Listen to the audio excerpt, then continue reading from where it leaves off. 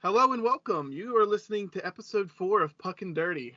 My name is David, and I'm the host of this pod, and I'm happy to have on here my producer, Ryan, who also hosts a podcast on Dirty J Sports Network called Talking Dirty.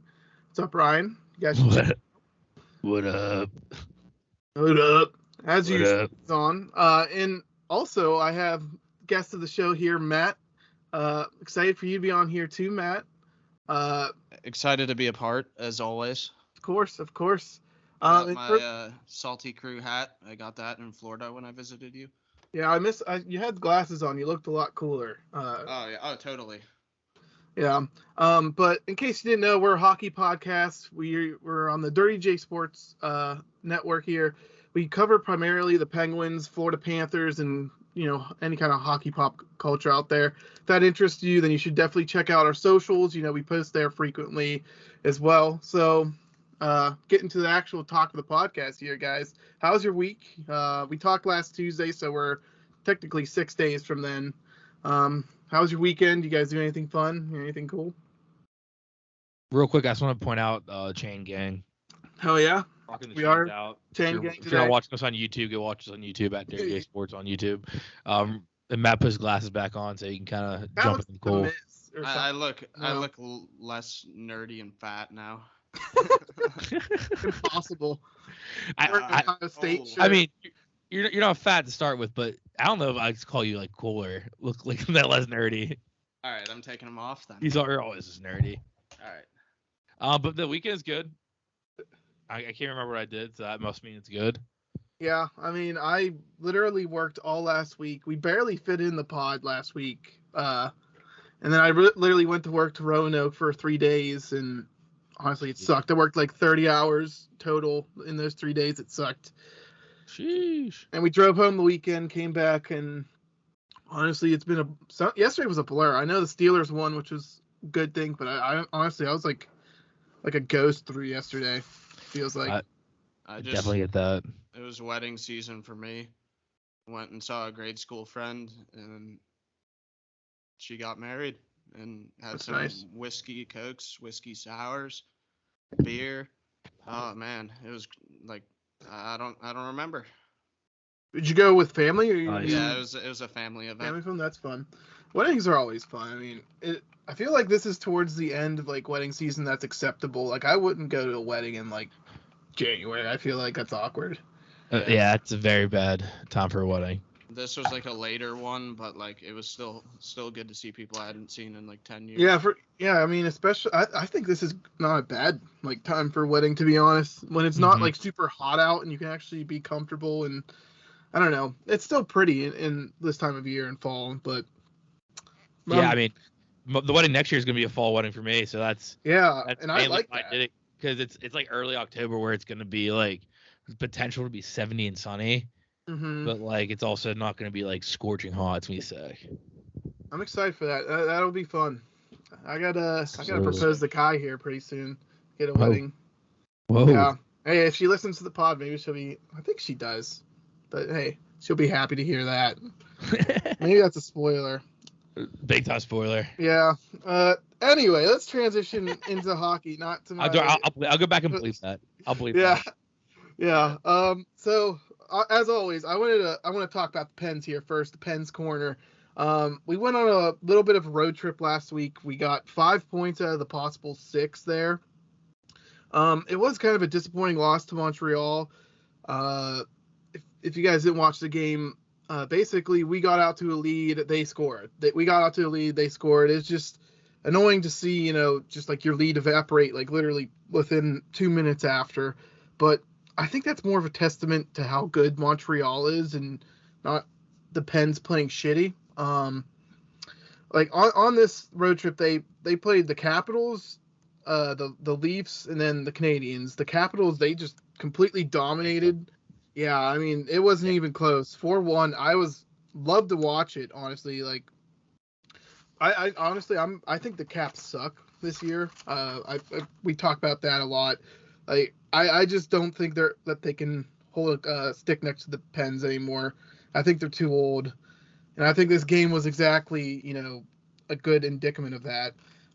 DeSmith was actually in the net, and he had 1 goal allowed on 25 shots, which is .96 save percentage. I mean, that's also very good to see from your backup goalie. You like to see when he's called to action that he's actually playing well and, not giving games away.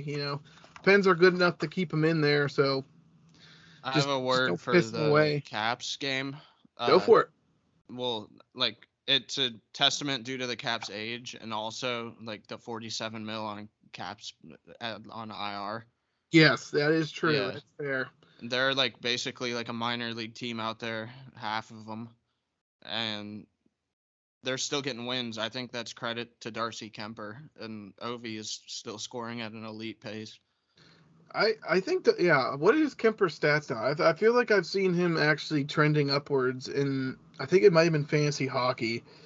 I thought he was doing all right, and actually part of the reason why they're above water here.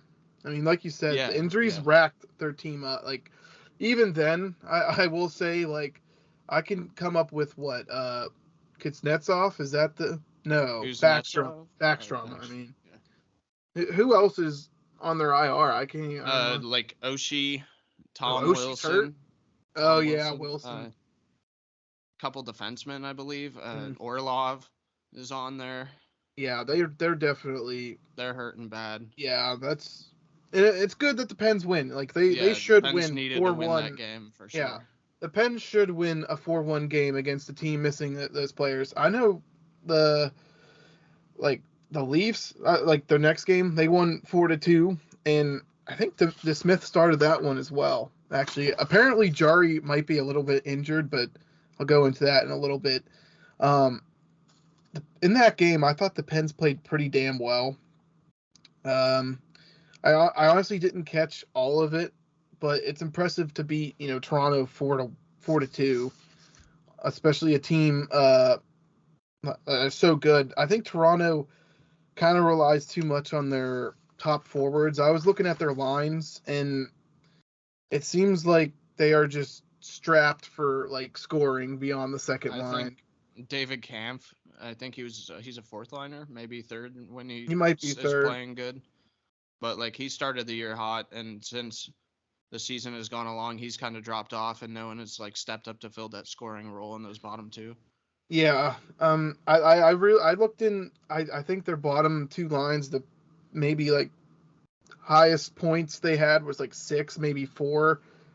Like these guys aren't really scoring, and like the top lines were even higher. I mean, I liked how the Pens played. I liked really how DeSmith has been playing. Honestly, you were talking crap on him a while ago. I think it's got to give him his due when he's playing well. Yeah, I'm the first to say he sucks, but like he definitely played well recently, so it's kind of tough to say that whenever he's playing well. And it's against, I mean, theoretically good teams, right? The Caps, I might be down on them, but I don't know if everyone else kind of thinks that way. So the Caps are pretty bad this year, but like they still have like insane shooters and stuff like that. Where actually like it was impressive if DeSmith plays well against them. Yeah, and I think it's also the Pens are playing a little bit better defensively. I can go into I have some of the like players called out towards the end of the segment here, and we can kind of discuss it more into that. But one thing I did when I mentioned about the Capitals game that I forgot is that Jeff Carter actually logged some time on the blue line after 3 of our defensemen went down. And it's kind of funny to see him play back there. I was like, oh, this is kind of awkward. But he didn't really look that bad, admittedly. What game was this? This was in the Capitals. I think Jan Ruda, Ruedel, and someone else went down. I can't remember third, but that's funny. I didn't know that. I didn't notice that. Yeah, and like it was like 13 minutes left in the third, so it wasn't like the whole game. It was just like towards the end. But that's still funny to see. I mean, he's probably the most veteran guy besides like Crosby, Malkin, so he probably knows like how to play hockey. Like he probably can just jump back there pretty easily. The next thing here I was gonna do. I have some of the previews of this week. The Pens have since for once we're doing it on a Monday, so we can kind of like preview this entire week. The Pens have 4 games: Toronto, Minnesota, Winnipeg, and Chicago. So Matt, if you have any notes on any of these teams, that we can discuss it during this like kind of preview section. I think that'd be a good the tie up. The first game they play Tuesday is against Toronto. Toronto's 8-5-3. I still think they're one of the best teams in the NHL. This time we get to play them at home. We beat the Leafs at their place on that road trip. DeSmith really showed up to play. I think the Pens this next game need to make a change and limit the Leafs scoring chances. I think that really needs to be a point of emphasis. I think we were outchanced and outshot the entire game versus the Leafs, and in the third it was like 28 shots to 16, which for two teams that are considered more on the offensive side of the spectrum of the teams, I think the Pens should do a better job, limiting their chances and getting more of their own. I think. I'm watching 21 Jump Street just came on, and I think the Pens are gonna need a little KNO3. KNO3? Yeah, it's a salt, potassium nitrate or something. And what? You saying they gotta dope up the Pens? No, they need some salt because the Leafs are gonna win that game. That's what I'm thinking. What does that mean? I don't know about that. I mean, the Pens looked really good against that first game against the Leafs, and that was at the Leafs' place. The Leafs play a high-tempo offensive game, and I know, I feel like we've said this before. I said this maybe last week. I think the Pens need opportunities to play against playoff teams and play playoff-style hockey, and I think this is a good chance to do that. Playoff-style hockey, limiting chances, 1-0 games. Blocking shots and getting in all the shooting lanes, getting the stick in the right place. And I think that's how you're going to have to win games. Getting in a scoring race with Auston Matthews and Tavares and Nylander, it's just, you're playing with fire. You're probably going to get burned. I mean, they're the best, some of the best offensive players in the league right now. I think also right now the Leafs goalie is Eric Kallgren. He's been playing all right on and off, but the Pens got him bad last time. And if they don't get Matt Murray or Samsonov back, then they might be in some trouble down this stretch. I mean, I totally agree. Ryan, you looked like you had something to say there. Got something? Just about this game coming up with the Leafs. Yeah, go for it. Another outside factor we have to factor into this game is that I'll be there. And last year we didn't lose a game when I was there. I mean, might as well lock it up. There's all these stats and stuff about hockey you guys talk about. They're out there, but you didn't think about I'm gonna be there too. The Ryan factor. That's a whole nother aspect. The Ryan factor is a ×10 to the event. The bench will just look up and see me dancing for a dilly bar, and they'll just lose their mind. We could be down 3-1 in the third, and I start dancing for a dilly bar. It's over. It's funny is the last time I went to a Pens game that they were playing the Leafs, the Pens won 7-1. So keep that magic alive. Dude, you should come so we can for the juju. I'll get seats next to you, and you can get our whole row at Diddley Bar. And I'll be pretty hyped. Yeah. Man. What were we talking about again? Hockey? Yeah, Dilly Bars. Dilly Bars? The Ryan never was at a losing Penguins game. That included the one in. No, not ever. Just last season. Last season, yeah. That's good. I mean, hey, I'll take all the help we can get, for sure. Including our home opener where me and Matt went, and we saw the Pens kick the shit out of the Blackhawks right in front of them. Oh, that's awesome. I was wearing my Kane jersey, and I was so disappointed. Good. Gensel scored the first goal, I think. Yeah. I'm glad. Seeing you disappointed makes me happy. Well, Gerger. Anyways, the Leafs, so how do I think we can beat them, basically? I think they're weak on their blue line. I think they rely on their top guys to produce too much. I think we could take advantage of this. We have better depth forwards. And if we play a slower game, potentially kind of clog up the middle, don't let their passes get through, Maybe we can, dump and chase, punish their defense for retrieving pucks and trying to move it up ice quickly. Another thing that I think we could do is draw more penalties. I know that sounds like diving or something, but there's times where you could definitely get a penalty.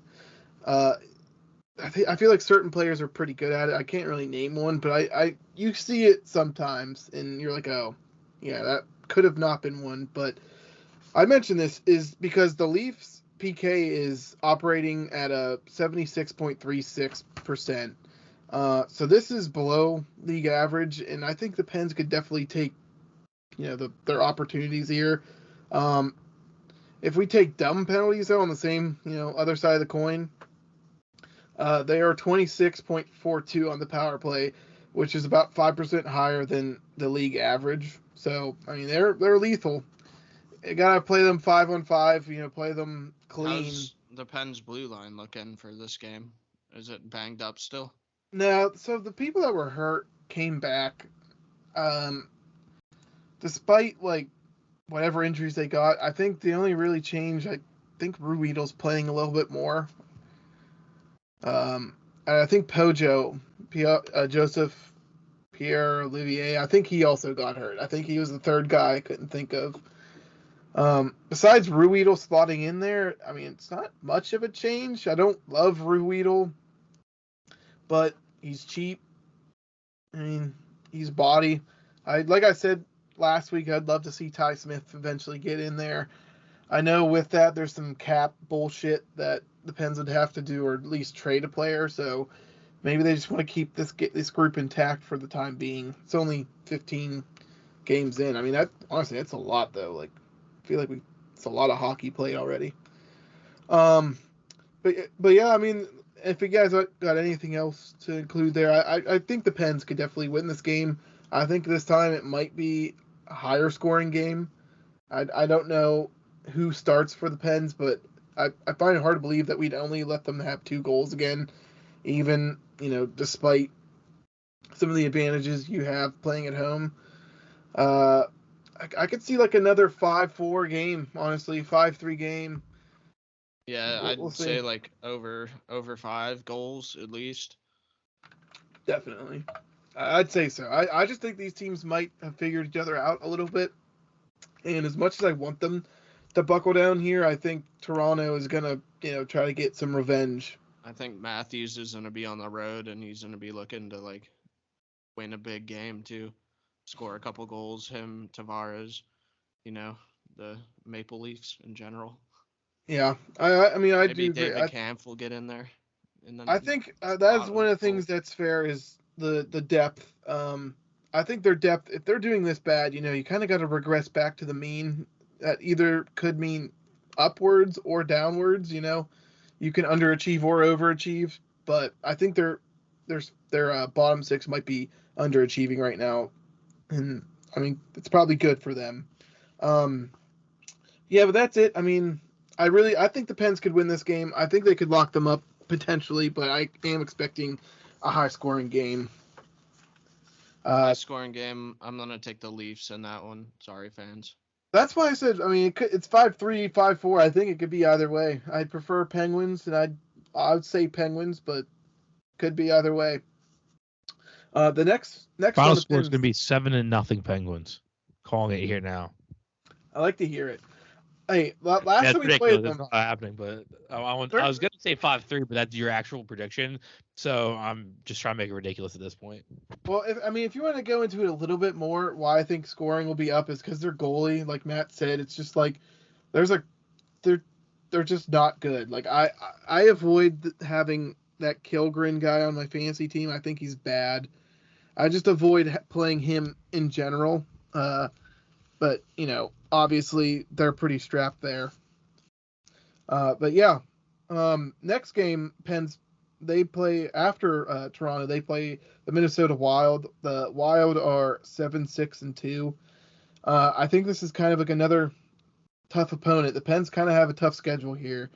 I think the blueprint to beating the Wild is similar to beating the Leafs, but with one caveat. I think the Wild are less offensively gifted, and if they don't play like well in their own zone, they could definitely give up a lot of scoring opportunities to the Penguins.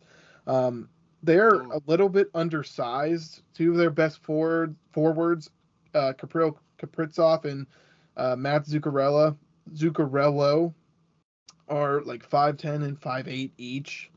The Pens kind of upgraded their size this year. So, I mean, if we're going to play a smaller team, and I looked at their roster, on average, the Pens are a bigger team, probably by a couple inches. But, hey, use the size. You got it for a reason. Actually use it. Make these guys, dump and chase, wear them down, make them go through you and not, finish the between checks guys. and like make sure you're like playing the puck first, obviously, but like finishing the checks will be big against the Wild because like they play a fast game. They're gonna be up and down the ice trying to capitalize on like fast breaks or rushes, and I think the Pens got to play their own pace and like control the game basically with the physicality. I agree. And that's what I kind of think is the same with the Leafs. I think they could do the same thing to the Leafs. But Minnesota for sure. If I'm not a great like cerebral coach for the NHL, but I could see that, just looking at the rosters, that being an advantage for the Penguins. The Wild also have pretty good special teams units, power play and PK there. The Pens probably would do well to just be on 5-on-5 and not rely on any sort of power play. I think if we play with the lead versus the Wild, the better. I think for them coming back would be harder against the Pens. Just don't give them any easy chances. Like you said, they're a quick team. They'll exploit any misstep that the Pens do. So you got to take care of the puck, get it deep. Watch the guys sneaky behind the defense against the Wild too. Like if they could get a good change and slip behind the defenders, they're probably scoring. That's just how they capitalized last season. And Kaprizov he can handle a puck in a phone booth. Like he is crazy when he plays. I drafted him this year, so I've been watching the Wild a little bit more. And like he has the puck on the string, like around the net especially. I always see him around the net, and like he'll take on hits and stuff. So that's why I'm saying, like, punish this guy while you can. Like Eriksson Ek wins his faceoffs. Like I'm a big faceoff guy and controls the pace a little bit, winning those. And not to mention, he's doing well. Where's this game? Is this PPG Paints? I thought so. Yeah, I'm actually not sure. Because if it is, like, guess who's coming back to play goalie? Yeah, Mr. Marc-Andre. Let's check. I should have known that. We'll see if he gets the start, but I'd be surprised if they didn't start him. I mean, their backup goalie is like. I have the schedule up right now. It is, I believe, away. That makes more sense why I haven't heard about it on social media. It's away. Tying back into Ryan being undefeated at last year's Pens games, Marc-Andre Fleury was actually in net for the Blackhawks and let in all those goals. So that could play a factor. I don't know. That would be an interesting stat to go find sometime. Just what's his record since leaving the Pens against the Pens? That's interesting. Actually, I'll actually look it up right now. I'll start looking it up right now. Well, to Fleury's credit, he and Gustafson both have pretty decent numbers. They're both under 3 goals allowed average, above 9.0 save percentage. So, I mean, maybe that's a strength, having Fleury and Gustafson. I don't know who's going to start. That's a good question, but they're pretty decent there. I feel like I was at that exact Penguin game too that you guys are talking about. The one where we just dumped on Fleury. Or something. Yeah, I feel like I was there. Maybe I was watching on TV. I felt bad for Fleury. I was just like, shit, man. It was him up here last year, but I actually have his record against the Penguins, and I believe he is 4-3 against us. Ooh. I'm just making sure. Yeah, Vegas was pretty good. He went 3-2 when he was in Vegas, and then 1-1 with the Blackhawks. I do feel like I remember that other game too. Dave was talking about like numbers coming back to reality. Maybe he's due for a loss. So, I don't know. I mean, Fleury is that good. I mean, he's a Hall of Fame goalie, like without a doubt. His 3 losses against the Penguins, he let up 5 goals, then 4-4. And then the games he won, he was like 1-3-0-2. So like that's just Fleury though too. Fleury it's like very Fleury. Where it's like he didn't lose any close games. It depends. He just straight up either sucked against us, like shut us down. And that's kind of how he was in general. I miss him a lot. Obviously, in this game, I think the Pens will win though. I agree. So if I had to put a number to it, I'd say maybe 3-1, 3-2 game. I think it's going to be lower scoring. I'm going to go with like 2-1. If it's Fleury and net, after looking at the stats, I'm going to say if we win, it's going to be like 6-2. But if we lose, it's going to be like a 2-1, 2-0. Hey, I'd like a 6-2 game. That's pretty exciting. And maybe Russ could get back on the score sheet, but I'll talk about that after these previews here. Matt, you got anything else on the Wild? I mean, I think they're a good team. I just wanted to recognize Flower, basically. I think my last note really is I think that they're kind of struggling depth-wise as well. I think we could capitalize on a team that's always been just like above average or average, and I think we could beat them. I think the center depth that the Pens have is so good in the league, like comparatively to other teams, like the Maple Leafs and the Wild, that they're in a good position right now with Jeff Carter, Gino, and Sid.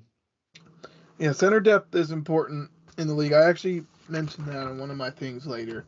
But we'll talk about that when it comes to it. The next game, which I think is going to be probably their hardest game, is Winnipeg. Winnipeg, I kind of was bearish. So I was bearish. I was down on these guys. They're obviously playing much better than I expected to. Mark Scheifele is the biggest threat scoring-wise to the Pens. He has 10 goals in 12 games so far. Pierre-Luc Dubois has 12 points in the same amount of games. Kyle Connor, Blake Wheeler, Josh Morrissey, these guys all have 10 points at least. And I think Neil Poink also had 10 points. Neil Pionk, there you go. Yeah. Yeah, I had him last year and he sucked, but this year he's, of course, doing good again. But yeah, 2 years ago he was all right. It doesn't even stop there because Connor Hellebuyck is 7-3-1 with a 2.08 goals against and a 9.35 save percentage. I mean, they're playing at an elite level, and if the Pens expect to beat them, they have to play well in all 3 zones and just not give up any odd man rushes or extended time in the D zone. They have to be good on their shifts and be ready to play. This is actually also the first game of a back-to-back for the Pens, and they play Chicago after that at Chicago. This might be a road trip for the Pens. I'm not really sure, Ryan. If that's the case, just let us know. I believe it is. We play now, then we play at home on Tuesday, then we go on a road trip. Okay. Yeah. So, and it's gonna be tough. I mean, but Winnipeg's a good team. They're on it. I have them in my elite level in the power rankings later. I think Pens, this is the toughest game on their road trip for sure. 3-game road trip, coming back home next Wednesday after the Chicago game, and Winnipeg will be their biggest challenge, and they got to be ready to play. And I really can't understate how like 10 goals in 12 games is insane, and Scheifele is on fire. So we need to manage that, and I feel like I say the same stuff for each team, like, hey, we do this, we win, but for these guys, you just can't make mistakes. You can't give them any chances that are freebies. I mean, and my one consideration is if on a back-to-back, it's possible you play your team differently, knowing that you're going to have to skate again the next day against another team.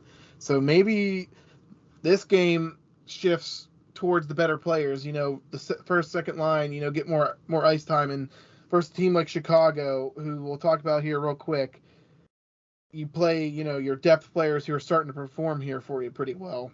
And with that, Chicago is 6-5-3 right now, and they're playing better than people expected them.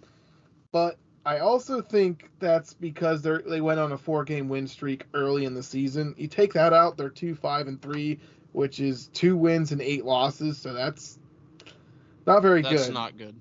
Yeah. But, so Seth Jones is out. They're like only defenseman basically for the Blackhawks. Wow, he's hurt. You're looking at Jack Johnson and Caleb Jones as their first line D pairing, and maybe they're tanking. Max Domi is centering Patrick Kane and Philip Kurashev. So watch out. Yeah. Said sarcastically. Some of the moves Max they made Domi this was on offseason. the 4th line for Columbus 2 years ago. And you can probably speak on this a little bit more. They traded away Kirby Dach and Doc, right? Doc. Alec DeBrincat. Yeah. And obviously they're expected to suck, but Taves and Kane are also playing kind of well. Yeah, they're doing what they have to do, but they're playing for a trade. I don't know if they're playing for a trade or for a rebuild. They just want to be a part of it and build around them. I could see that. They've been there over 12 years, and they either want to get out now or get a trade and win a cup and then retire. I feel like they've definitely been more silent on what their intentions are. I know Taves is quoted in the media saying, "I do not want to play for a rebuilding team," but he's still playing for one of the worst teams in the league. They both make $10.5 million. Even with a trade, you got to think that's going to be kind of a wild trade with retained salaries and whatever's going back. I think, I don't know, Kane is worth it. Taves, his leadership was worth it. His skills were worth it. Taves has 5 goals. He's dropped off while Kane has continued to play well. I thought actually Taves was playing better this season. I agree.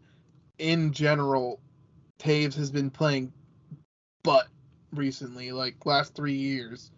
But he missed that 1 year from hockey, and ever since then I feel like he's been weird. But he has 7 goals so far in 14 games. And if he's proven he can still put the puck in the net, win faceoffs, play veteran hockey in the playoffs, dude, I think he might even be more valuable than Kane. True. The center position in general is a little more valuable than a right wing right now, especially teams aren't really looking for wingers, so to say, as much as a first line center. I mean, it's tough. You can make the case that Kane's scoring ability is elite, better than probably 70% of the league still. But that center who can, was a captain for a Stanley Cup team, scoring 7 goals so far this season. I mean, that's a storyline that you're maybe this guy still wants to win one. And I think he does. So. Oh yeah. I do think they'll be moved by the end of the year. It's gonna be a sad day. Yeah, that's gonna be interesting. Back when I moved to Northwest Indiana, Chicago Blackhawks weren't even on TV, and I think those days might be coming again too. Well, they've had enough scandals to also be not on TV, to be honest. But we won't talk about those. Yeah, we'll talk about the preview. Yeah. I mean, I think this is the worst team on this week's charter here. They actually, I said 5-game, maybe 4-game win streak. They might have even had a 5-game winning streak. In my notes it said 5. Might be 5 or 4. I'm not sure, but that definitely makes them look better than they are. I expect the Penguins to handle them pretty well. like all that talent they lost, they didn't really add anyone, and if they're missing Seth Jones, like holy shit, they're awful. And they're missing Stalak in net too. I was gonna say, and their net now is like what's his name? Fuck, he played for Carolina.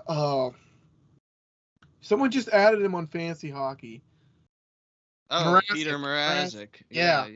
And like he's gonna play probably 10 games this season before he gets hurt. Like. Yeah, but he's good for those 10 games usually, maybe like 6 out of them. Right now, his stats are pretty garbage, but to be fair, the team's garbage. So anyone they put in net probably gonna get shit on. I mean, I could start reading some of their team like names, and you'd be like, who the fuck is that guy? Like Sam Lafferty. Hey, Sam Lafferty's one of their better players. I know. I just had to shout him out because he was a Penguins guy. Yeah, he's from the Pittsburgh area actually too. I don't know exactly where, but from Hollidaysburg. Okay, because he played PB hockey with my buddy in my frat. Oh shit, that sucks. So. He's gone. I liked him. I mean, double check that. I think so. But yeah, he's actually one of the more notable players on their team, and he was on the Pens' fourth line. Like, yeah. And so this guy's name is Mackenzie Entwistle. Not even joking. Like, Entwistle comes up with some like clutch goals sometimes. He was actually a 3rd-round pick in 2017, but so he has some kind of pedigree. But like just the name, it's just like these guys are Boris Kachkua, like these. Jujar Hitara, Jujar Kara. He was on the Oilers. It's just like he's a big hitter.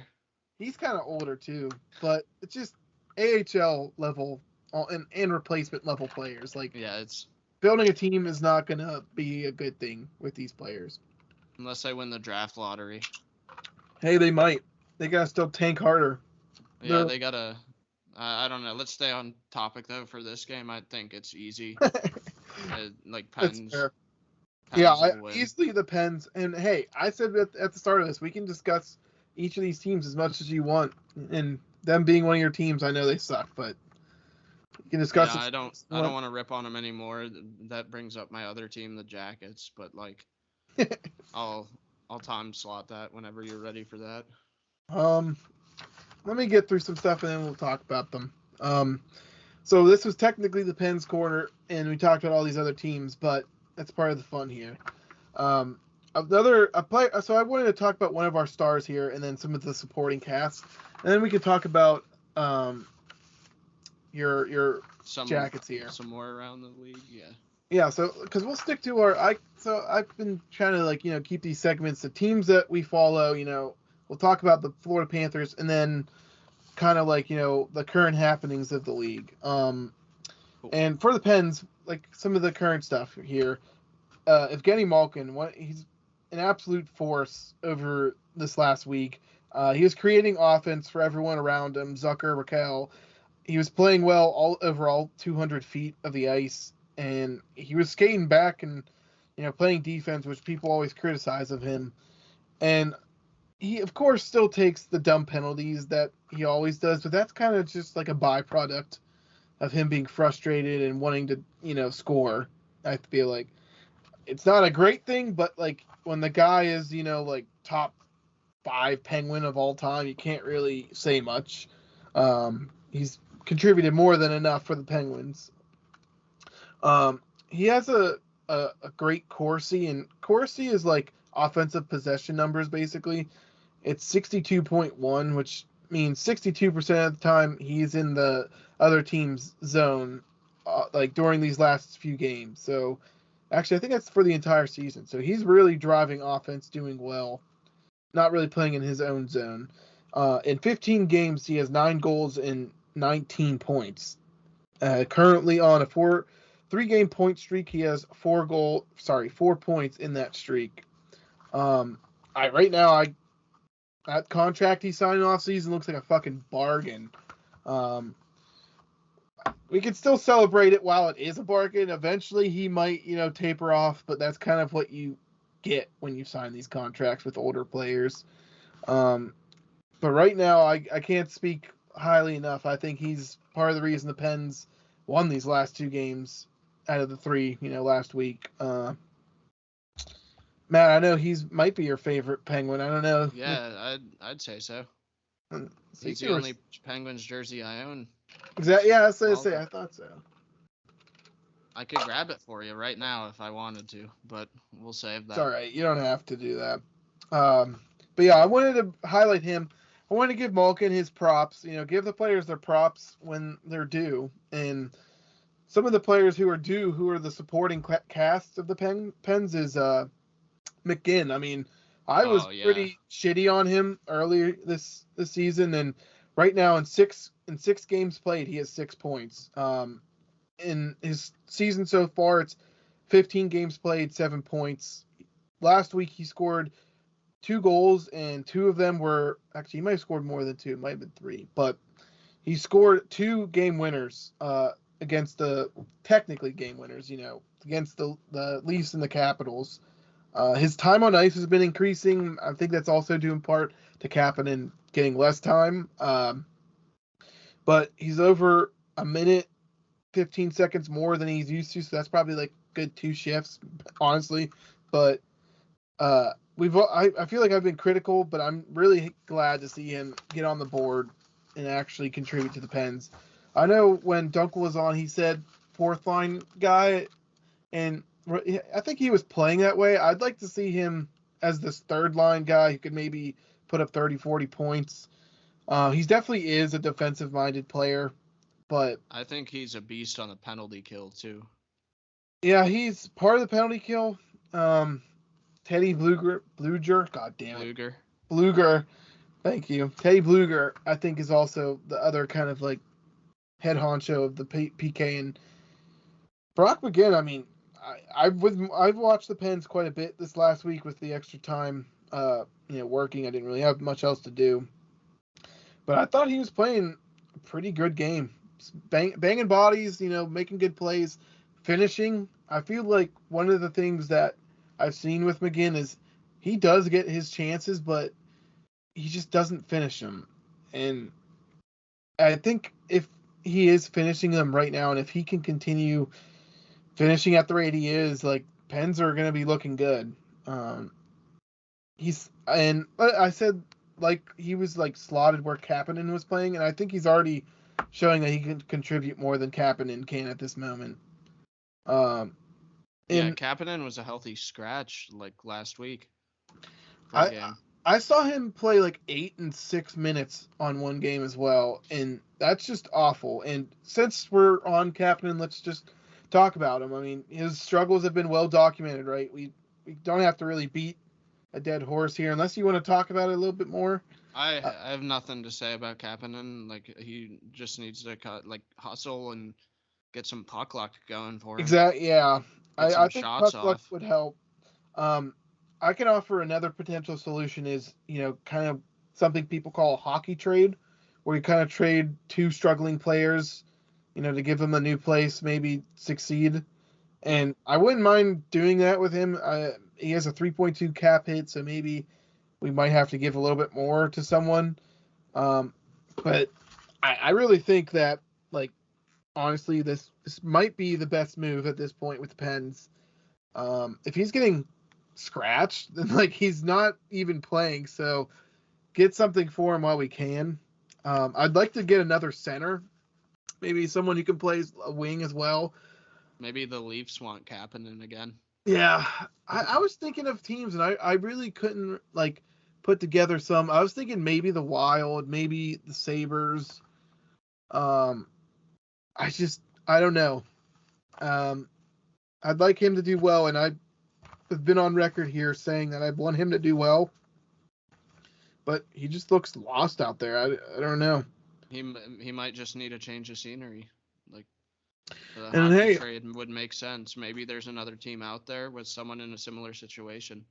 I could also think, Calgary, Predators, Vancouver, they're all teams that have been struggling, and honestly, Vancouver, St. Louis too. I mean, they're all teams that are struggling, and I'm sure they have a guy on their team. They're like, maybe we want to move along, move on from this guy. I would like it. I'd like to see it happen. If it did, I wouldn't be at this point in the season, disappointed by it. I mentioned Vancouver. I think Jim Rutherford's the one who traded for him again, so maybe he'll trade for him a third time or something. Or I don't Elias know. Pettersson straight up. Yeah, hey, Pettersson, I'll just jump onto him. He was another guy I wanted to highlight here. Kapanen, yeah, he's old news here. I would like to get that trade, but we'll see. But Pettersson, he moved to the first pairing this week after Dumo kind of sucking ass, and maybe not by his own merit, but by Dumo sucking. But at the same point, he has 7 points so far in this game, in this 15 games. His Corsi's above even, so he's playing in the offensive zone more than the D zone. I think he's an intelligent player. I think he makes the right play.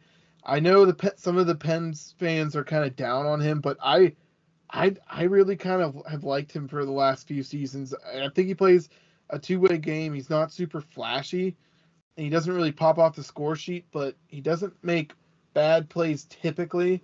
I can remember one game I went to last season. It was towards the end of the season, and for whatever reason, the game was getting super chippy, and they all went into the corner boards, and there was Pettersson just fucking hammering away at the dudes with his cross-checking them, and I was like, ever since then, I was like, you know what, I definitely respect this dude more. Like, he's a fucking prick. Like, he's putting his heart out there. In his games. Like, you like to see the emotion in players. Like, I mean, granted, hurting someone's not great, but like, it's hockey. I mean, that's part of the game. Yeah, when your adrenaline's rushing and you got a stick in your hand and they're on your teammate or something. Like, exactly, yeah. And I think it might have been versus the Rangers. I remember going to the game, and I think it was versus the Rangers towards the end of the season, so I think it was. But yeah, I was just like, fuck them. Like, you better fuck him up. Like, hurt him while you're at it, but I wouldn't go that far. I said not really. Give me a break. Okay. Give me a break. But yeah, I think he's definitely been doing better. Marcus Pettersson, the Dragon. Like to see him continue playing well. I mean, I think he's a smart player. Not much more there. I think if he's playing on the first pairing, he should be expecting to play well with Letang, which they have so far. I know we kind of mentioned DeSmith. I'm just gonna go over real quick his stats. 6 games played, 2.67 goals against, 916 save, 2-3 is his record. He's playing how we need him to. I'd like to see, maybe a positive record, but like statistically, he's there. Seems like the team is probably letting him down. They're probably in that time they were during those 3 losses. So, I mean, he's playing well with Jari's absence, which I heard. I think it might have been on the broadcast against. Who was the most recent team? Montreal. Versus Montreal, that Jari had a minor injury that he was dealing with, but he wasn't on the injury report. Something to definitely monitor, even in fantasy. If you guys have goalies to swap around, DeSmith might be a solid option at this point. Next, I think last player here I'm focusing on is Brian Rust. Currently, 5-game pointless streak, and he has 8 points, 4 goals, 4 assists in 15 games. I mean, that's 5 games pointless is pretty shocking for someone playing with like Crosby, Letang, Malkin. But there was times he was so close last week to finishing like plays, but someone blocked it or it hit the side of the net. It's just close plays. So I think he's still making the right plays, but he's just a little off or some, puck luck can go, get a greasy one, put him back on the score sheet. He might get his confidence back. A juicy rebound might feel nice for Brian Rust right now. Exactly. Something like on the power play even. He actually has been shooting down in the last 3 games. I think he only has 3 shots in 3 games. So I think, just get something to the net, get something cheap, a deflection, something to get you going. But yeah, I thought that was unusual in Pens are doing all right, but if Brian Rust is scoring more consistently, Pens are doing even better. So that's about all of it I have on the Pens. Matt, I know you said you want to talk a little bit about CBJ, so. All right. If you got some. Boo. I will not condone that. Little brother.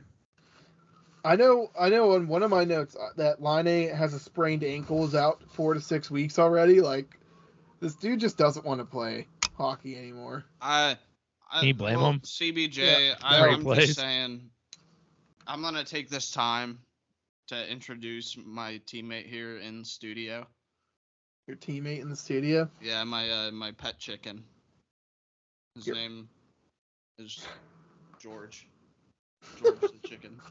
And this What? I'm going to give What? to the cock of the week. Cock of the week. That is going to be the Blue Jackets organization in whole, like the upper organization and coaching staff. Just because I believe they overplayed Zach Werenski, and that has to do with why he's out for the year again.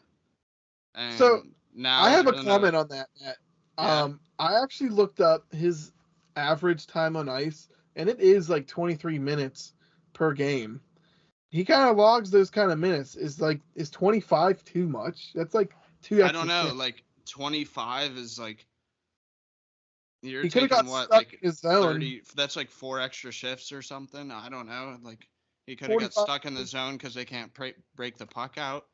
The organization, something needs to change. But Torts has confidence in Brad Larson right now. Torts? Yeah, he commented on the Jackets organization as the Flyers coach, and he was like, "Yeah, knowing Larson, like he's the man for the job. He'll turn the team around." But could you trust that out of a division opponent? Like maybe he's just playing mind games with the Jackets. It's like, oh, maybe this is the guy. But like something needs to change there. There's this member of our fantasy league. I'm not gonna name who, and he thinks that Yarmo needs to go. Is it your father? Yeah. I kind of agree. I think he kind of isn't a great GM. I do agree with your original assessment that the front office is kind of shitty in Columbus. I think they kind of fall into the trap of like, oh, we're Ohio, it's shitty to be here. It's like, well, then fucking pay the people, have the right people in there that make people want to play for you. Yeah, like they do a lot for the community as an organization, which like is a good thing. They host like tons of events for the city of Columbus, but like we need someone that could do that and get a winning team. So, well, I agree. Chicken of the week goes to the Blue Jackets front office. They're a bunch of cocks. But I feel like their front office moves are just weird. Like, why would you go and like spend for one of the best players in the free agent class and just not support it at all? Like, their team sucks. Like honestly, the Jackets I have them in my bottom rankings for the power rankings. They're just not a good team. And Bedard class. And yeah, exactly. And part of my like whole thing is you gotta be good, you gotta be available. And Laine is hurt again with another like joint. I think it was shoulder, and now it's ankle. It's like, thank God for Roslovic in that trade, but like, I mean, could have got like Scheifele. Like, oh no, I don't know about that. For Scheifele's way better. I don't know. He was still good then. You could pay for him. I mean, you'd have to pay like a pick or something, but I just think it's a head-scratching move to pay one of the best free agents a long contract, and you're a bad team. Like, does Gaudreau just okay with sucking? Like, what is his expectations? Was he told by the front office, we're going to spend and compete? Didn't he pick Blue Jackets over the Flyers, which is his hometown team, right? I think it might have been the Devils too. But yes, over 31 other teams. He decided just to like go to a team that sucks and get paid a shit ton of money. Yes. That's kind of funny. He took a pay cut though, like in the free agency to sign with Columbus over like a different team, I think. Yeah, it was the Devils or the Flyers, or both of them were in the mix because they're kind of near each other, and it's just like why?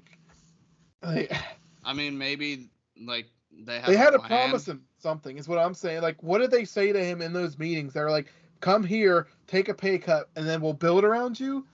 But like, maybe that wasn't the first year of their plan. I'll give them that. Like, maybe they're in a different stage than what we expect, but Yarmo's saying it's a reload. Like, how do you reload? And that was like 2 years ago. He said that 3 years maybe now. Like, this is more of a rebuild, is what it feels like. And he's talking to his fan base like it's a reload. I'm like, bro, you gotta like build a winning team for once. Set the expectation. Come on, man. Come on, dude. Seriously? Hey, and so just to give some more context to how bad they're sucking, they have 61 goals allowed and only 38 scored, and their power play is 8%. That's hideous. Like, it's awful. That is probably worse than the league right now. Oh yeah, the last week when we were recording, they were last and second to last in goals for and goals against. I haven't checked the stats since then because I was so upset and hoping for something good to come out of the Jackets organization, and that's when Zach Werenski went down. I think the good you can hope for is no more injuries and trading one of your goalies for a decent haul, because goalies are going to be needed, and Korpisalo still looks good. Merzlikins is like... Merzlikins is the one that suffered from that, his friend dying in front of him, right? Yeah. Yeah, so I feel like he might just kind of not be there mentally. I feel like goalie is such a mental position. Like, I know this is kind of dark and fucked up to bring up, but like Matt Murray, his dad died, and ever since his dad died, he kind of was just like not good. So it's like goalies are, and Fleury had a sports psychologist help him through when he was sucking, like 2012 to 2015. Like, I feel like goalies are such a mental position. Something like traumatic like that could really throw them off. So maybe he needs a hockey trade to just get his mind off of that. I'm not sure his contract exactly right now. It's like I thought Korpisalo 3 to 5 years, like 5-ish mil for Elvis. I think they'll keep Merzlikins. I think Korpisalo is playing his way to get on another team. Who that is, I'm not sure at this point. I'm not sure, besides maybe Edmonton trading for another fucking goalie. That is kind of average level, but I think Korpisalo could do well. Those Finnish goalies, they're always kind of decent. And his cap hits 1.3 for this year only, so he could definitely get moved to like any team. That's like a good deadline deal right there. Exactly, I agree. Tender. And I think that's kind of what the Jackets should be looking at right now. Like, who on our team, because this team sucks. Like, let's just admit it. This team sucks. We need to build around Gaudreau, Boone Jenner, and who else? Like, Voracek, Sillinger, maybe? Voracek is... Chinikov, he's going to be maybe all right. I'm not so sure on Jake the Bean. young guys, to be honest, but I do know that, what's-his-face, Voracek is going to be gone by the time they're good. Yeah, definitely. And then, like, Kent Johnson, they should hang on to as well. And Boquist, that guy. Boquist, yeah. He gets hurt, like, a lot, though. Oh, does he? It seems like it. Seems like he's been struggling with injuries. And, like, you're mentioning a lot of young guys, and that is part of the reason they probably suck, is they are playing a lot of young dudes. Yeah. And the league is typically a little bit older than what it looks like here I'm looking at, but...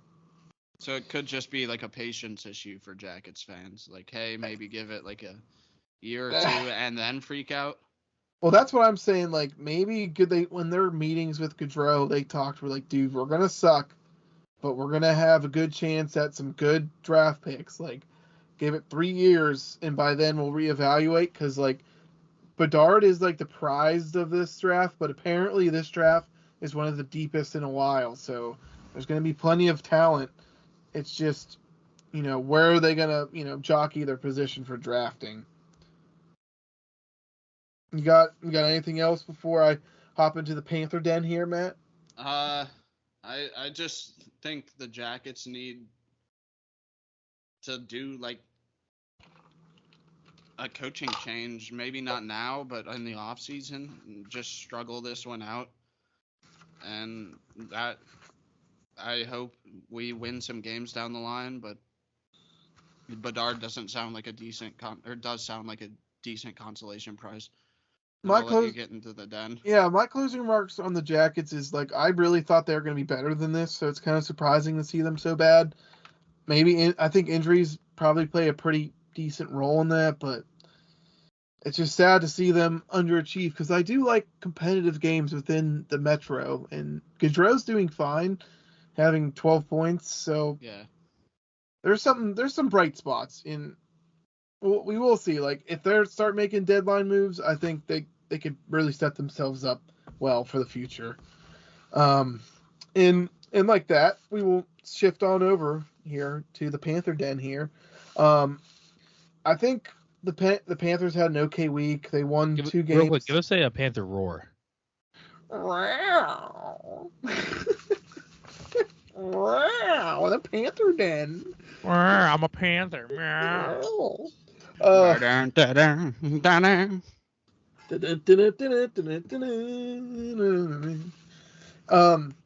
But yeah, they had an okay week. They also went 2-1. They kind of crapped on the Ducks after a tough loss to the Kings. They had a huge win over the Hurricanes. They blanked them 3-0. Brandon Montour had 3 apples there. Sam Bennett starting to come alive. 4 goals, 1 assist in the last 3 games. Third line starting to contribute. Lundell has 9 points this season. And Sam Reinhart, his winger's still struggling. I think he has 5 points in 15 games. And I think with that being the case is kind of just showing that the Panthers are doing well right now. I think they're 8-6-1. That's correct. Yes, they are. And like they're clearly not firing on all cylinders, and they're still, floating above kind of that 500 level. And I also think another like kind of factor to not firing on all cylinders is that their power play is garbage. It's 14.75. Their PK is mediocre. Bobrovsky is kind of mediocre as well. And there's probably a couple factors here. I mean, for the PK and power play is Ekblad, who's usually the QB of their power play, has been injured for the majority of the season. He did eventually return against the Oilers, who they lost to, but I think that will be on the upwards trend there. I mentioned Bobrovsky. I think I had his stats somewhere here. In his last 5 games, he's won 3-1. His best game in which he won, he had 36 saves, 923 save percentage. That was an overtime game versus the Sharks, I believe.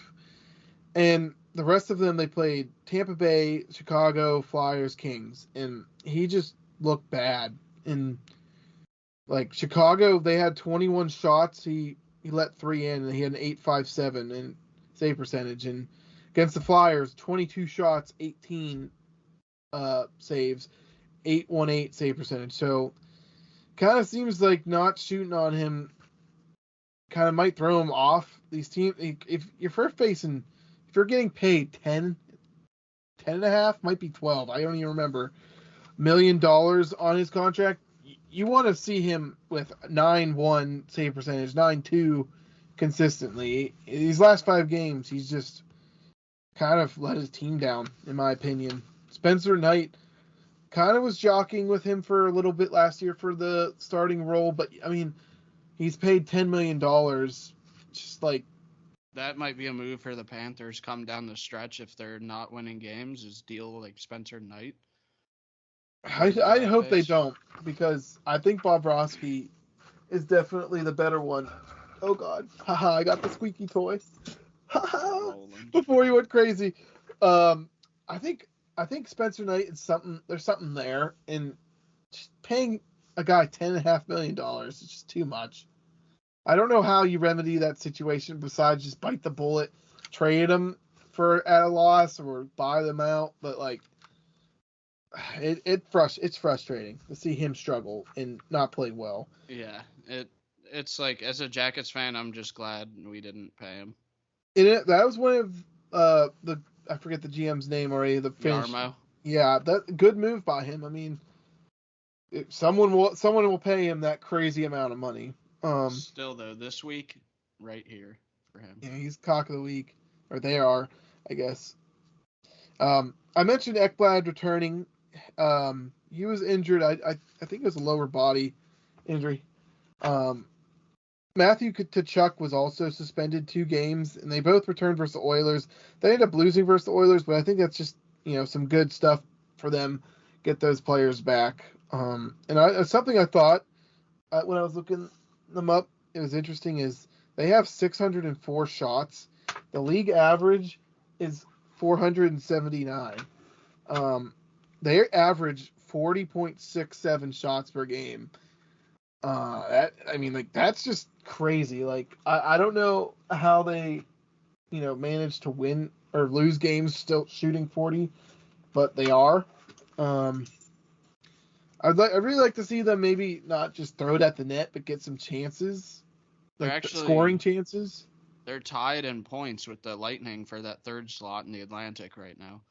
I mean, they're doing well. I mean, by all means, but they're not firing on all cylinders. Like, they're not giving all they have. I think they're better than the Lightning personally, but that might be a little bit of a bias. Speaking of the Panthers, Matthew Tkachuk said that his brother's the best player in the league right now. Like, maybe he should work on his own game, or best winger in the league, or something. I mean, Brady Tkachuk, right? You're talking about? Yeah, Brady. But like Matthew Tkachuk, like maybe he should just like to use that as motivation and step up for the Panthers, Become better than your brother. I do think Brady is a monster, especially in fantasy. He gets so many stats. It's kind of crazy. Yeah. I don't really follow the Senators, the pesky Sens, all that much. But, I'm not surprised he talks highly of his brother. And I do want to watch games in which they play each other. So I will have those circled on my calendar to watch those ones. Those will be entertaining. For sure. And that's kind of all I have on the teams that I follow here. If we want to kind of shift to, some of the current happenings in the NHL world here. Something I saw over the weekend and kind of important for culture of hockey is the Hall of Fame class of 2022. There's 5 players and 1 person considered a builder. The players: Daniel Alfredson, Roberto Longo, Rickard Salian, Daniel Sedin, and Heinrich Sedin. So some of those, if you've been watching hockey a while, like our age, Matt, these guys have been some of the best players when they are in the league. The builder is Herb Carnegie. I've kind of did brief research on him. He's considered to be one of, if not the best black hockey player to never play in the NHL. He died in 2012 at the age of 92, and this is like a posthumously inducting him to the Hall of Fame. So kind of good for the NHL being a little inclusive here, giving props where props are due. But the other person who I kind of didn't know, before we get into the people I do know, is this Riikka Salian. She was a Finnish hockey player. She's considered one of the best European players in women's hockey history. She played in 135 regular season games. She had 201 goals and 395 points. That's 2.92 points per game. And she even had a season at one point that she averaged 6.14 points per game. So maybe the Wayne Gretzky of women's, European hockey. But I mean, Hillary Knight is still playing, right? I'm not sure. I think so. I'd just make that the equivalent for the Gretzky. Yeah. Of today's age of hockey, but like her numbers are off the Yeah, she was charts. born 73, so she's probably been done playing for 20 plus years at this point, or maybe 10 plus years. But kind of interesting, good for the NHL Hockey Hall of Fame, I guess, to include, women's players, people with minorities who did actually help contribute to the league. I mean, he might have not been a player, but he definitely helped influence a bunch of, young black players to play hockey. And he's in like the Hall of Fame of like a bunch of stuff in Canada. It's not just the Hockey Hall of Fame. But I mentioned Daniel Alfredsson. He played for the Senators. I don't have his exact stats, but he was always a great player. I remember him ending his career on the Red Wings, I think. I think it was Alfredsson and Danny Heatley and that center, Jason Spezza. Yeah. Phaneuf. I mean, Phaneuf, like Thought, Craig who was Anderson. the goalie of that? Yeah, Craig. They were fucking good. Like, they really were good. So I pulled up his stats: 1,246 gameplay, 1,157 points. He never won a Stanley Cup, which kind of people get uppity about. I'm glad he's in there. But I think he deserves it. I mean, he was the face of a franchise for a long time. He played, what is this? Since 95 to 2014. The last season he played Detroit, so he only played 68 games, not on Ottawa. Definitely and great it's good player. Representation for I don't know when the Senators were created, but like I think 95. I don't think they have many Hall of Famers. Yeah, that's a good question. I'm not actually sure. Another player who actually is the first Panther to have his number retired for the Panthers is Roberto Luongo. At the time of his retirement, he was fourth in wins all time, 489, ninth all time in shutouts with 77. I mean, if you were watching hockey like around this time, you knew how good he was. Considered top 5 every year he played. Gotta say, I did like him. He had some weird years in Vancouver, but he was always like a hockey personality. He has a Twitter, Strumbone. I think he's still even Strumbone. Yeah, yeah, and he's an interesting guy, and glad to see a Florida Panther get an honor, even if he was only a Florida Panther for part of his career, the start and the end. Agreed. Luongo, he's always been an entertaining goaltender. Yeah, fun exactly. to watch. Great for the league. He deserves it. And it sucks he never won a cup as well. None of these players that I'm mentioning have won a cup. Luongo probably being the closest. I think Game 7, and they just lost to Boston. Yeah, they just kind of laid an egg out there. They lost like 4-1. I remember watching that game and just kind of turning off the game at some point because I was like, damn, like this is just not a good Game 7. We're not ready for the Bruins. But another, his teammates here, Daniel and Heinrich Sedin. Henrik, sorry. I can't read my own stuff. Henrik Sedin. Daniel was the goal scorer, finishing the plays initiated by his twin brother. He was also as good as a playmaker, but he was just known as the goal scorer.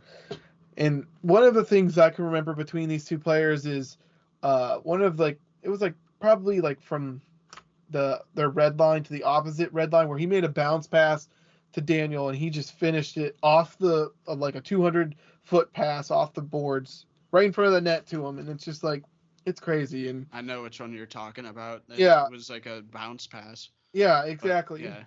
And there was another one where he there was no reason why he should have known his brother was behind him, but I think Henrik once again just tapped it between his legs and it went right. They just had chemistry out of this world. Daniel just out of the womb, literally. Yeah, I mean, Daniel had 1,041 points, and that is second all time in Canucks history. Henrik, he had 1,070 points, which is their Canucks record. He has their record for assists, which is 830. Franchise record for assists in one season, which was 83. Does he have most points in one season? Yes. And that's 112 as well. At the conclusion of that season, 2010, which is where he put up these insane numbers, he won the King Clancy Award as a co-recipient with his brother. Obviously, he has, kind of I want to say even more of a, not calling, but right to the Hall of Fame there than Alfredsson. And, I mean, they're both brothers, dude. I'm glad they're both in at the same time as well. Yeah, drafted at the same time and in at the same time. They deserve it. They always have done everything together. Why not put them into the Hockey Hall of Fame together? That is crazy that they were drafted at the same time. You gotta really applaud. I don't know if it was Jim Benning or whoever the hell was their GM at the time, but that's crazy to draft two twins who never played hockey apart from each other together. And yeah, I mean that was all the Hall of Fame of 2020. I mean, congrats to all of them. I'm glad hockey is honoring these players, and for the people who didn't get in, you can get in. It doesn't have to be the first time, but these guys are some of the first ballot people. Do you have any notable names that might have missed the cut this year? I don't, but the NHL.com did, and I didn't read any of them. Okay. I can look at it real quick, but I'm sure we'll hear about them here pretty soon. My last kind of things are just kind of little sub notes here. I mentioned it before. Laine has a sprained ankle. The Canucks have blown 6 multi-goal leads this season, and I'm not sure where I got this stat, but it was apparently that 6 times or more than the last 2 seasons combined where they blew multiple goal leads. So kind of awful, really bad start for them, who I don't know if they're going to get any better. No, that Demko trade in fantasy was kind of rough looking for me. Did you get Demko? Yeah, I did. I traded Cam Talbot, basically. That is kind of tough, but I don't know if they're going to do bad. I don't think they're going to be that good. It's tough to say they will be. I mean, there's nothing pointing to a positive outcome here. I feel like they still make bad passes, bad plays in their defensive zone. The Demko is the recipient of just getting shit on by his team. So maybe not a great trade, but I mean, you got to kind of hold on to him, see what you can. Yeah. I will say that my last note is fantasy hockey, where we can just bring up whatever you want. But Eichel had a hat trick versus Buffalo in Buffalo. I thought that was awesome. Kind of a fuck you to them. Yeah, cool. That one. No love lost there. He was freaking out though. I'm kind of pro Eichel. I'm not gonna lie. Eichel. He's a good player. I mean, I kind of feel like Buffalo, not allowing him to get a surgery. Their management didn't allow him to get a surgery he wanted to get. It's kind of fucked, regardless of what the contract says. And the dude's playing fine. He's having one of his better seasons. I think he's over a point per game. He's on my fantasy team. I should know that, but yeah, I thought that was awesome. I'm not anti-Buffalo or anything like that, but the way that everything went down, I definitely team Eichel. It was really sweet. I mean, I didn't watch the game obviously, but I saw him freaking out after he got it and kind of doing a big fuck you. And I like it, honestly. It's good. It's good to see hockey players have emotion. The whole robots answer the same shit every time. It's kind of just over for me. I want to see these guys show that emotion. Or not act, but I'm a big NBA. So I'm a big NBA fan for my other podcast for those who listen. But one of the reasons I love the NBA is because how drama filled it is, and how there's always different storylines like this that goes on. Hockey doesn't really have that. Like you said, they kind of give the standard answer every time. They're kind of trained that way. So it is nice to see some drama in this league and making it kind of more storylines, Yeah, and it doesn't necessarily have to be like super dramatic for the league for the hockey, but just something a little bit like less robotic. Really, is all I'm asking. Like I get it for the NBA because there's like what 400 NBA players at any time, something like that. Hockey, there's a lot more, so maybe And I also feel like you could get switched out easy in hockey. Like you can just be benched pretty quickly. Yeah.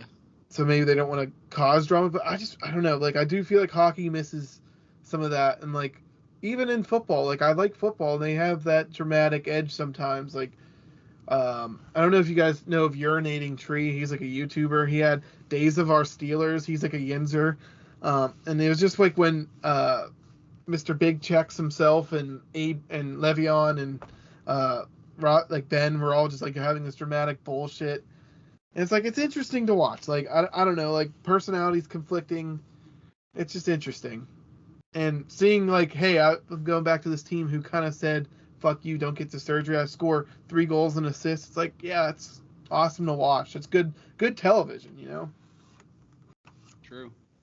One of my last notes before fantasy hockey, and then Matt, we can do the Matrix after, is I saw an article on NHL.com is that the parity of the league is going up, and Crosby is this guy interviewed Crosby, just kind of brief little thing there, and Crosby kind of agrees with the guy's sentiment of like teams are getting tougher. Like a lot of the losses the Pens suffered, they were winning by 2 goals, and then boom, they're losing, and he contributes that to the parity, like the quality of competition in the league, and it's going up, and I don't want to say I have a argument with that. It's just adding 2 teams also kind of waters it down. So I don't know if maybe parity goes up if the league's getting watered down, but having those 2 extra teams as like 40 extra roster spots, I mean,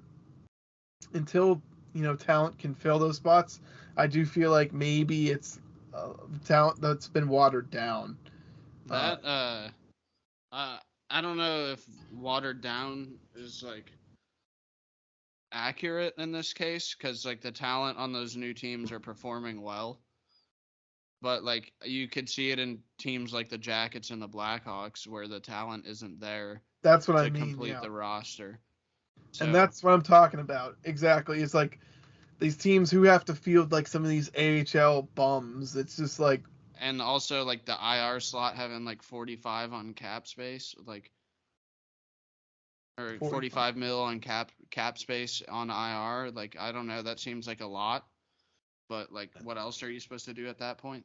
Who's that for? Capitals. Oh, Capitals. Yeah. Oh, yeah. Like, the Caps.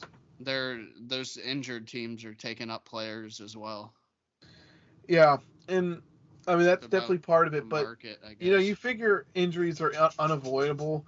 Adding those roster spots, I guess, were in a way. But I do think it waters down the league. Like, maybe water down's not a good word for it, but it gives opportunities to players who might not have had them otherwise to make the NHL. Yeah, which I think is great because like that's a sign that the hockey market is expanding. Mm-hmm. And one of the things with this most recent draft being deep, I think those spots are going to be filled here pretty soon. I think it's just going to get younger and younger. The league, it seems how everything goes, just gets younger. Yeah. My last here, my segment here, or note, whatever, is the fantasy hockey. Should I pull up the current standings? Do we care enough? Can guys talk about it? We could run it down. I'll take the bottom of the league. You take the top. Oh, I actually forgot my power rankings too. So we'll talk this and then we'll do power ranking to finish it off. Honestly, there wasn't much change from the top. Your dad won. I won. Sean won. Ryan won. Ryan, he says he's not a hockey guy. He's 3-1-1. It's pretty damn good. 4th in the league. I saw that. He's using all his moves. Yeah, and I saw that Pat upset Dunkel here in fantasy hockey. Pat at the time was like the 11th ranked. Dunkel was like 3rd, I think. So pretty good win there. Matt, you're still I'm struggling. brother. I'm 1-4-0 right now, but I just kicked his ass by one block last week. Yeah, one block, and we were tied in goals, and I lost 6-5. So like my team's coming around. I'm not losing like 11-0 or 8-3 anymore. Like I've got hope this week. I'm down 5-0 right now, but it's Monday, and I have some games to make up. For what it's worth, you did say you just traded Demko too, and that kind of hurt you. So maybe for Demko, and maybe that is keeping you back a little bit. Yeah, I'm decided to go with the strategy of sacrificing like face-offs. I mean, for more points, and I had to because I got Krug in that trade, who hasn't been performing well, but I think he's gonna be a big part of the St. Louis bounce back from this cold start. We'll see. For your sake, I hope so. I'm not sure St. Louis will bounce back though. And just in general fantasy hockey talk, last week I kind of dumped on Nick. Kind of felt bad for him. My goalies were just on point, and my players were also just finishing checks and blocking stuff. I did lose Shabbat onto an injury, and I'm kind of juggling the IR right now. I have 3 guys at Tom Wilson, Samsonov, and Shabbat. I'm kind of juggling around. We'll see where it goes. I did want to definitely mention that Sean and your dad play each other, and Sean's number 3, your dad's number 1. If Sean wins, I'm back up to number 1 there. So if I win, obviously as well. But I like to see that. I'd like to take that slot back over. 2 points could move you big time in this league right now. So far, I do agree. I mean, the way we're just winning loss, it's kind of makes sense. It would be a lot of shifting, but we will see. I feel like last year we definitely I think we considered ourselves deep, but the bottom teams were so bad. Yeah. I think this year I think it's different. Got a point this week. Daysoft won last week. It's according to the thing. It might have been team or someone. I'm not sure. That was upset of the week, I think. Daysoft beat Fighting Discus. Yeah, so that he got his first win of the season. That's good for the manager. It's important to get that first dub for sure. And Pat beating Dunkel was a big one too. I thought that was honestly one of the bigger upsets. Pat was like texting me. I did offer him some advice. I'm like, dude, you gotta beat Dunkel. And I saw one of Dunkel's goalies didn't start at the end of the week, so he just like automatically lost. So I was like, shit, dude. I'm like, congrats, doctor, you won. Should I go on the fancy right now and just offer Dunkel a hilariously bad trade without context? Yeah, offer him McDavid for like his whole roster or something. Why would he offer McDavid?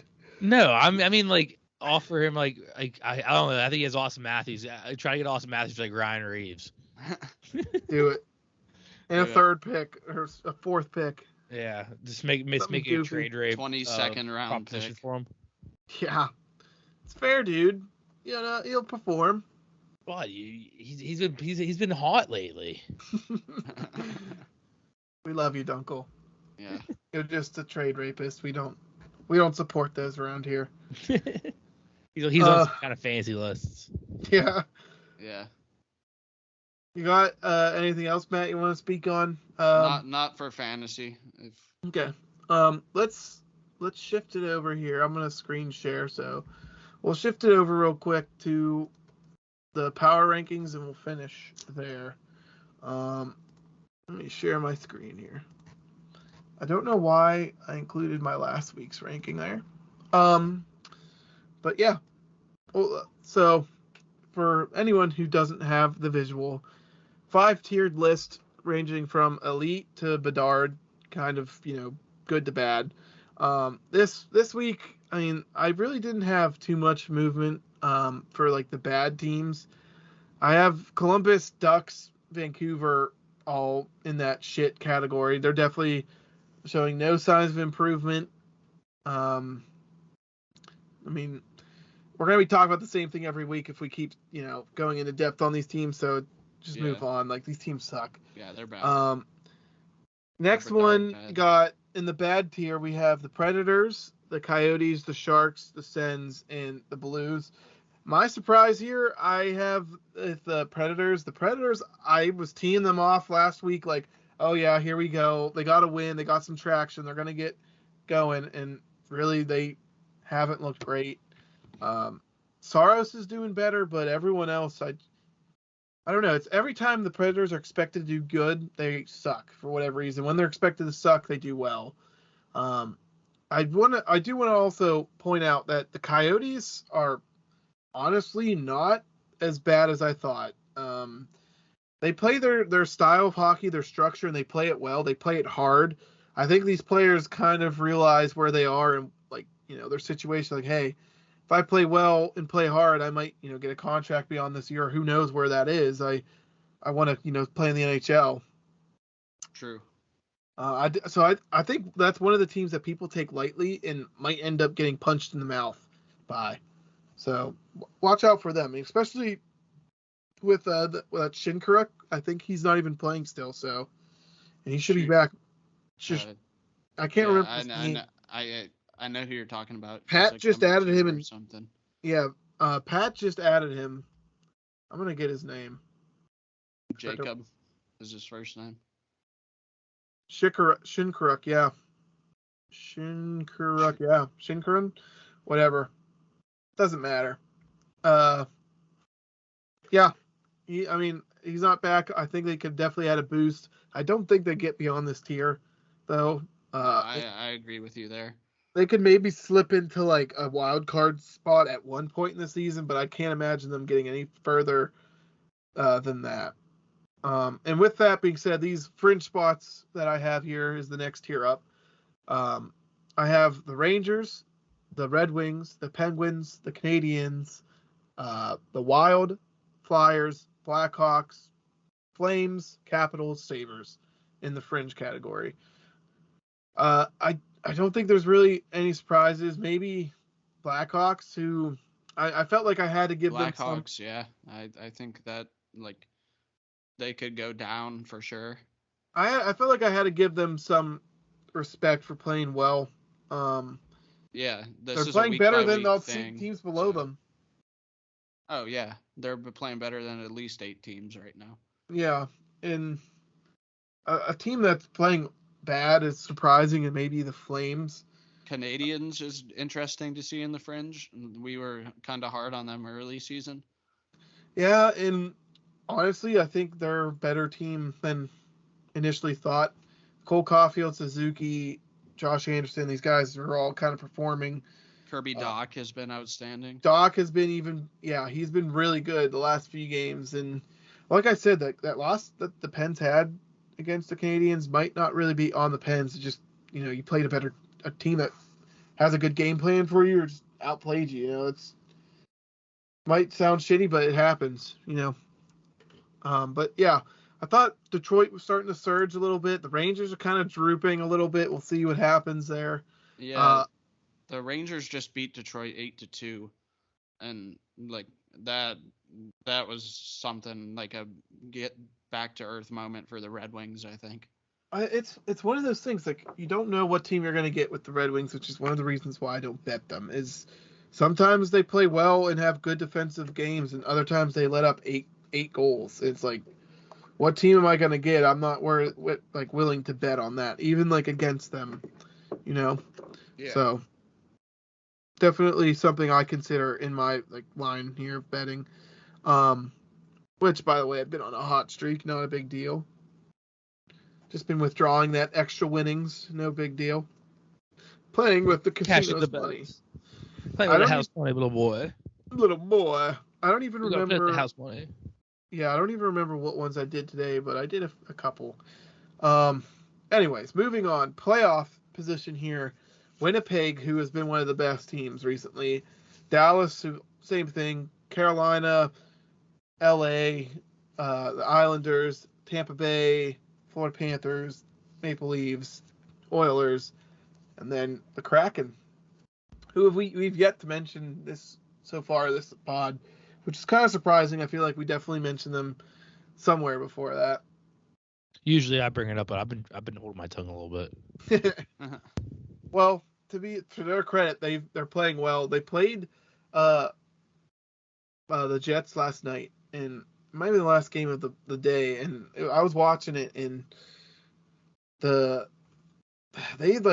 kind of had a meltdown. The Susie guy, he got like a fine for some boneheaded roughing shit he was doing towards the end of the game, which ended up leading to a tie and then eventual win by the Jets.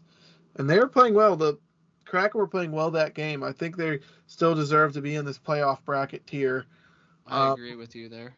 Much like all these teams, this was actually one of the harder power rankings I've done so far, because I just couldn't really, like, some of these teams are jockeying in the fringe and playoff spots. They're really just like 2-3 points apart from each other.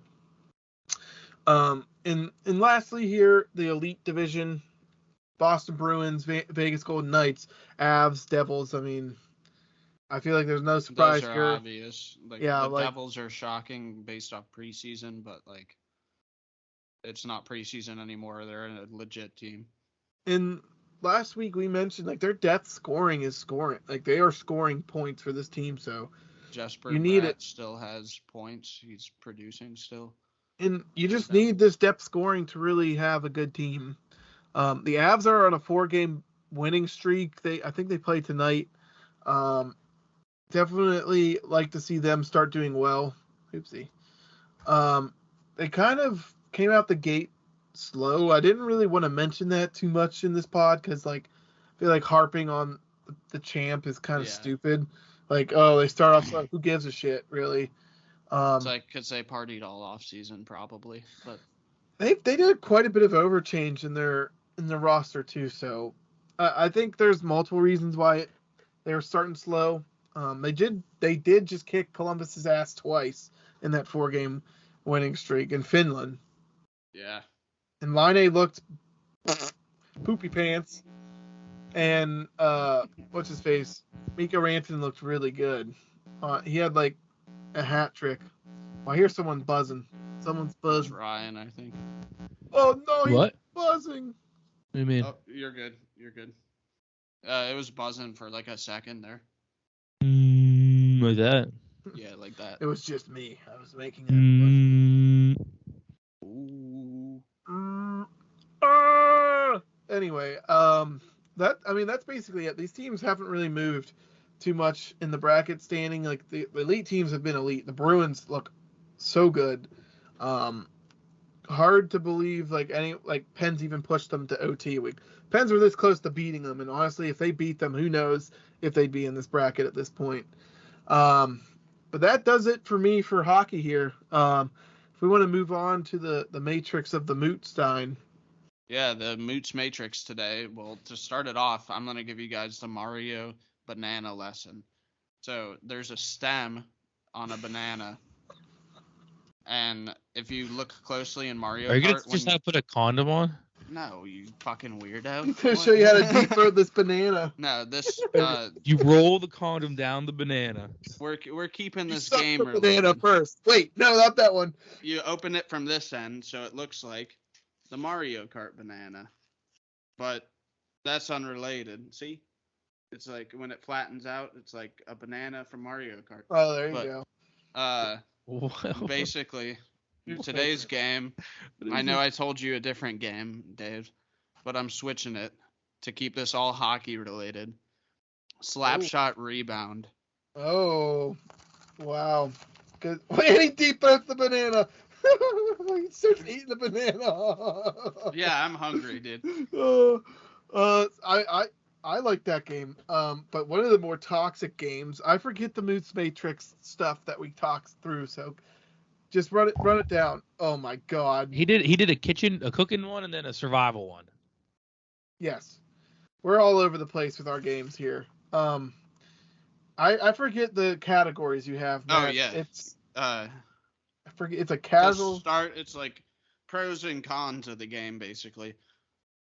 Fun hockey game. It's basically like bubble hockey, but you can move around. It's pretty fun. Pro.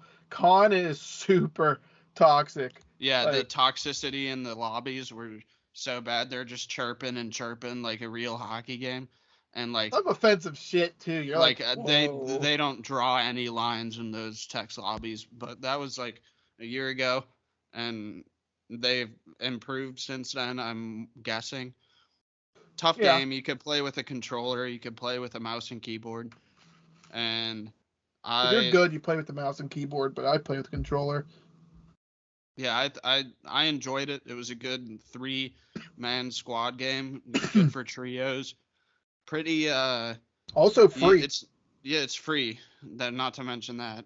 It's not very good in a casual setting. It's more, in my opinion, like a try hard, sweaty game because you're like getting chirped at and you got to keep a level head if you want to win that game. But overall, because of the toxicity in the lobbies, I'd say like a 3.4 out of 5.